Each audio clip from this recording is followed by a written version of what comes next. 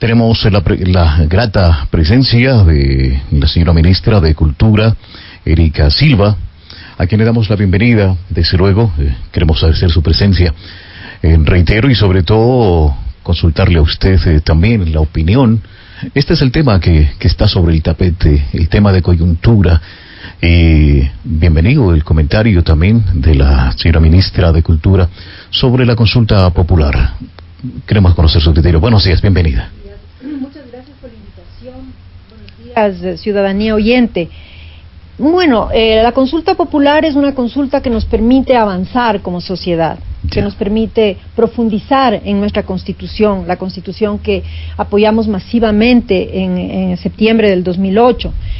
Nos permite avanzar porque nos permite, digamos, actuar sobre un campo que no ha sido prácticamente cambiado, modificado en los últimos 4 años, ¿sí? En primer lugar, el tema de la función judicial o del llamado sistema de justicia, que en realidad no es un sistema de justicia, sino más bien de injusticia, ¿no es cierto? Claro. No se garantiza a través de la función judicial un acceso de la ciudadanía a la justicia, y eso es algo que nos afecta profundamente. Las autoridades no han hecho nada para modificar esa función, mientras, por ejemplo, hemos visto cómo la función legislativa ha avanzado, ¿no? La propia Constitución introdujo cambios importantes en la función legislativa, y ya no tenemos un Congreso, tenemos una Asamblea, tenemos una composición de la Asamblea distinta, incluye a los migrantes, inclusive la credibilidad de la Asamblea hoy es mucho más alta que la que tenía el Congreso. La gente cree y el desempeño de la Asamblea es un desempeño mucho más positivo y a juicio de la ciudadanía.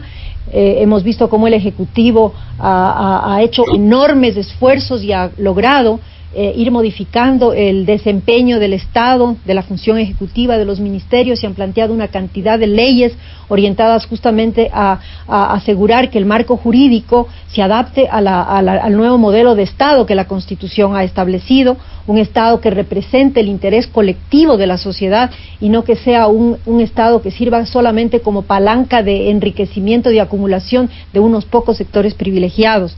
Pero en el caso de la función judicial no se ha visto nada, y es más, hemos visto cómo cada vez que hay una denuncia de corrupción de un juez, las máximas autoridades se pronuncian con el llamado espíritu de cuerpo y salen a defender, ¿sí?, al juez, ¿no es cierto?, o a los jueces, y obviamente nos están mandando el mensaje de que son intocables, ¿no? Correcto. Entonces, evidentemente eso no es así, porque estamos involucrados en un proceso de cambio. El pueblo ecuatoriano se pronunció por el cambio, se ha pronunciado consistentemente y cada vez y permanentemente en los últimos 4 años por el cambio de la sociedad. Y mientras que las máximas autoridades de la función judicial han permanecido indiferentes frente a este llamado de nuestro pueblo. Entonces, el 64% de la población apoyó la nueva Constitución. Sí. Esta puede ser perfectible, y si el pueblo la apoyó, estable y en democracia, preguntar al mismo pueblo si se puede pues enmendar y si se pueden cambiar otras situaciones. Totalmente. ¿Por qué? ¿Por qué? Porque nuestro Estado, el Estado ecuatoriano, descansa en el principio de la soberanía popular. Es el pueblo el supremo, soberanía significa supremacía, ¿sí? Es el pueblo el supremo mandante, digamos, es el que tiene el poder máximo de decisión. Por eso es que la consulta es un mecanismo absolutamente democrático y absolutamente legítimo establecido por la Constitución. Aquí se aplica el sistema de democracia, porque la mayoría decía el soberano es el pueblo, pero se hacían solamente entre 4 paredes o de pronto entre grupos de poder. Ahora se va a la mayoría de la población. Exactamente, el pueblo es el soberano y el pueblo puede pronunciarse. La propia Constitución dice, la administración de justicia descansa en el pueblo, ¿sí? O sea, es el pueblo el que tiene el poder de decidir, y por eso el presidente y el gobierno está consultando al pueblo, no está decidiendo nada, simplemente está consultando al pueblo, le está proponiendo, y el pueblo es el que va a disponer, ¿sí? Ahora, yéndonos por este campo de la cultura, de pronto pensamos que cultura es tener un amplio conocimiento enciclopédico, sobre todo de leyes. para poderse pronunciar. Y esto ha manifestado la posición de que la ciudadanía, el pueblo llano, el ciudadano de a pie, no tiene conocimiento de este sistema de justicia y por lo tanto va a votar sin conocimiento. Pero siempre nos han dicho eso. Siempre han dicho que somos un pueblo ignorante, toda la vida. Toda la vida se han dicho, para no avanzar, para que esta sociedad no sea una sociedad más democrática, ¿sí? Que no sea una sociedad más soberana, siempre nos han dicho que somos ignorantes. Ese no es un nuevo discurso. Sí, sí. No es un nuevo discurso. Lo hemos escuchado toda la vida, sí. Toda la vida nos han dicho eso. Cuando, por ejemplo, en los años 70 se planteaba la nacionalización del petróleo, nos decían que cómo vamos a nacionalizar el petróleo, que cómo vamos a permitir a dejar de tener empresas extranjeras acá, cuando nosotros los ecuatorianos no somos preparados, no somos capaces, no podemos manejar. Toda la vida nos han dicho eso. Esa fue la muletilla que se utilizó. Siempre se ha utilizado esa muletilla para impedir que el pueblo avance. Sí, para impedir que el pueblo pueda decidir justamente. Y obviamente nuestro pueblo es un pueblo que cada día es más consciente de sus derechos. Es cierto que hemos sido un pueblo que durante años la oligarquía lo sometió a la más absoluta y profunda ignorancia, sí, pero ahora estamos despertando y los últimos 4 años evidencian que somos un pueblo que tiene mucho más conciencia de lo que teníamos hace 10, hace 20, hace 30 años. Ahora estamos asumiéndonos como pueblo. Muestra ¿sí? de ello es el cambio prácticamente revolucionario que se está dando en educación. Todo el mundo pedía educación de caridad, de caridez, pero solamente era el discurso. Ahora se empieza a aplicar la capacitación, la evaluación a los profesores. Y desde luego con este sistema vamos a tener mejores docentes, mejores maestros, mejores alumnos, luego mejores profesionales, mejores padres de familia, incluso hasta mejores políticos, señora ministra. Por supuesto, el conocimiento es poder, ¿no? Un pueblo que conoce, un pueblo que se educa, es un pueblo que no puede ser engañado. Entonces, ahora, obviamente, está el pueblo que puede pronunciarse sobre grandes problemas, si está debidamente informado, ¿sí? Claro. Si es un pueblo que conoce, ¿no? Es decir, eso es, digamos, un principio, ¿no es cierto?, de la democracia, un principio del desarrollo de una sociedad, ¿no? Entonces, el conocimiento es fundamental. Y ahora nuestro pueblo, obviamente, está mejor preparado, está mejor informado.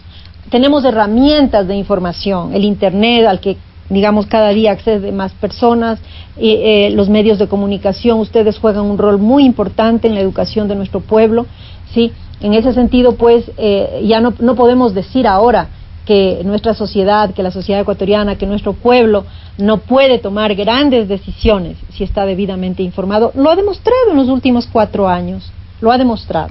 Uh-huh. En los temas generales también hay preguntas muy interesantes. Uh-huh. Por ejemplo, la pregunta 8 sobre la no permitir, ¿no?, que se den las corridas de toros solamente por diversión, donde se va a matar al animal. Y hemos visto un spot, sobre todo, en el cual se ve cómo se maltrata al animal. Uh-huh. Y eso prácticamente no es cultura, pues, no es arte. Claro, a mi manera de ver, esa pregunta y otras preguntas que plantea la consulta, son preguntas que nos ayudan, nos posibilitan avanzar como sociedad y avanzar en la construcción del modelo del buen vivir, que es lo que plantea nuestra Constitución, por la que votamos masivamente el 28 de septiembre del 2008. ¿Y por qué nos permite avanzar? Porque en nuestra Constitución nosotros planteamos los derechos de la naturaleza y somos pioneros en el mundo en el planteamiento de los derechos de la naturaleza, que significa que como seres humanos decidimos respetar otras formas de vida y no creernos los seres supremos, ¿sí? No plantear que como seres humanos tenemos supremacía sobre otras formas de vida. Entonces, eso que decimos en la Constitución, tenemos que empezar a practicarlo, ¿sí? No podemos ser una sociedad que por un lado dice una cosa y hace otra. Entonces, eso nos vuelve coherentes con los derechos de la naturaleza, creo yo, y por lo tanto desarrolla nuevos valores en la sociedad, ¿no es cierto? Y nos convierte justamente en sociedades pioneras. Además, dejamos de formar parte del grupo de los únicos 7 países que en el mundo practica ese espectáculo, ¿no? Es decir, estamos en la minoría, de países. ¿No le parece a usted que sería bueno dejar de formar parte de ese grupo? ¿No les parece a ustedes, ciudadanos y ciudadanas, que deberíamos ya abandonar a ese grupo de los 7 países y más bien integrarnos al grupo de las centenas de países que no practican esta clase de espectáculos? Además, en la misma cuna de donde nació este supuesto arte que llaman algunos, y que hay que respetarlo porque ese es el gusto ajeno. Incluso ya se eliminaron en algunas ciudades estas corridas de toros. Y nosotros, en el direccionamiento que se ha dado de que esto es una tradición, no podemos caer en esos mismos en estas mismas prácticas de maltratar a un animal. Por supuesto, es decir, esto en el mundo ahora hay una tendencia a eliminar esa clase de prácticas. En nuestro país mismo, esto no es una cosa que el gobierno se esté inventando. Ha habido toda una corriente que ha luchado durante décadas porque se erradiquen esta clase de prácticas. No se olvide, por ejemplo, que hace unos años el municipio de Guayaquil quiso reinstalar las corridas de toros en esa ciudad. ¿Y cómo contestó la ciudadanía? La ciudadanía contestó y respondió con mucha fuerza y le dijo al alcalde no. Qué bien, es decir, eso es bueno recordar, ¿eh? Pero claro, sí, en otras ciudades ya ha habido esa clase de pronunciamientos dentro de nuestro propio país y se han organizado grupos, en Guayaquil, por ejemplo, se han organizado grupos militantes para oponerse a esta clase de espectáculos dentro de nuestro propio país. Ahora, en Nicaragua acaban de aprobar una ley, ¿sí?, que prohíbe esta clase de espectáculos. Y tenemos que también en España, ¿sí?, en la propia Andalucía, ¿no?, hay grupos que se oponen a esta clase de espectáculos. ¿Por qué?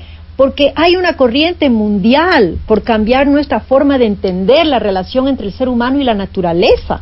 Porque los seres humanos ya no podemos creernos los supremos, digamos, seres del universo o del mundo, que podemos hacer lo que nos dé la regalada gana con nuestros animalitos. Entonces yo creo que hay una nueva ética que estamos construyendo a nivel de la humanidad, porque tenemos que construir esa ética si queremos salvar el planeta. Y eso se pone de plano a la población ecuatoriana para que sobre todo elija. El pueblo ecuatoriano tiene ese libre albedrío de elegir sí o no en la pregunta número 8. Queremos recordarles que a partir de las 9:10 estará el director de Alternativa, Marco Pérez, con una entrevista con el presidente de la República. Esto a las 9:10. Señora ministra, entendemos que desde el ministerio también se están creando espacios para promocionar, para socializar, informar sobre estas preguntas. Bueno, estamos haciendo vocería las autoridades fundamentalmente, ¿no es cierto?, a nivel de nuestras provincias, de nuestras direcciones provinciales, nuestras subsecretarías, también a nivel del ministerio, del viceministerio, en nuestras subsecretarías de acá también. Entonces, básicamente lo que estamos haciendo es una vocería. Ya, correcto. Entendemos esto fuera del horario normal de atención al público. Bueno, por supuesto. El proselitismo está permitido, ¿ah? Bueno, no, lo que estamos nosotros es difundiendo. Yo, por ejemplo, en este programa lo que estoy haciendo es mostrando nuestra posición frente a un proceso democrático, ¿no es cierto?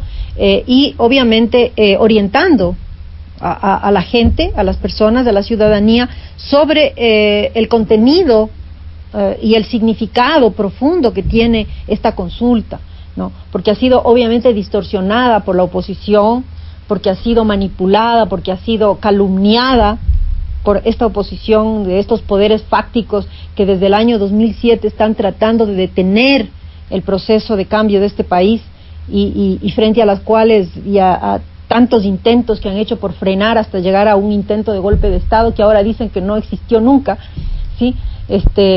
han utilizado todas las herramientas, todas las armas, ¿sí? Hasta el intento de magnicidio a nuestro presidente, ¿sí? Han utilizado hasta esas armas para oponerse al proceso de cambio, y ahora obviamente no pueden menos que también oponerse a la consulta y decir que no vale, que no sirve, que es ilegal, que es inconstitucional, etcétera, etcétera. Se opusieron incluso algunos medios de comunicación, hoy están ya develados como actores políticos. Por ejemplo, la Asociación de Canales de Televisión son actores políticos.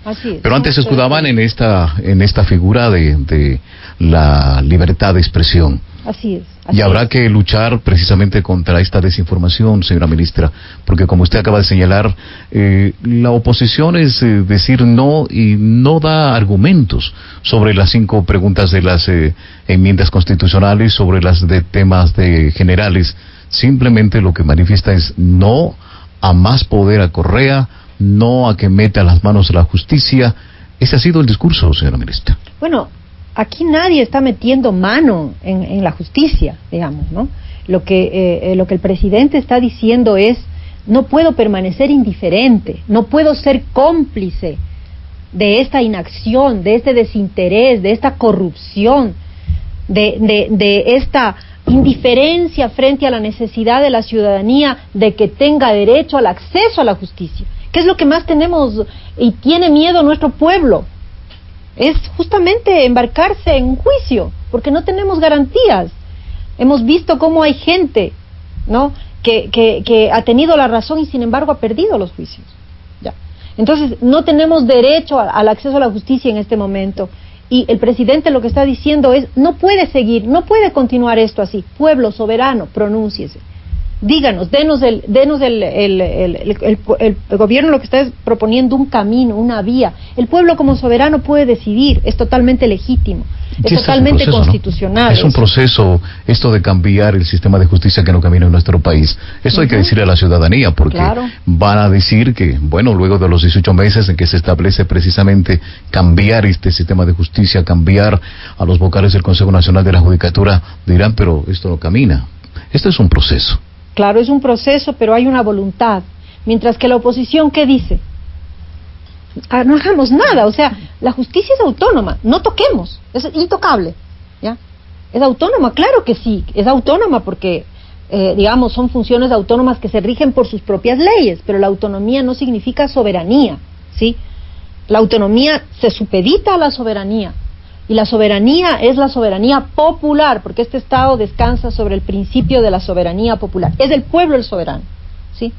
El Estado, ¿sí?, interpreta, representa, ejecuta esa voluntad, esa soberanía. Entonces no pueden decir que la justicia es intocable y que el pueblo no puede decidir sobre eso. O sea, el pueblo puede decidir qué camino seguir. Si se equivocaron quienes estaban preparados para hacer las diferentes leyes, reformas, para que el sistema de justicia camine en nuestro país, ahora es el derecho del pueblo. Por supuesto. Y con mucha razón por ser el soberano. Por supuesto. Y nuestro presidente lo que está diciendo es: no podemos seguir con esto, no podemos ser cómplices de este sistema de corrupción. Pueblo, pronúnciese. Pueblo, decida si seguimos este camino, si seguimos siendo cómplices de la corrupción del sistema de justicia o de la ausencia de garantías que tienen los ciudadanos para el acceso al sistema de justicia o a la justicia, o cambiamos esto. Y este problema de la no afiliación a 1 millón de personas, ¿se justifica la pregunta 10? Absolutamente, más de 1 millón.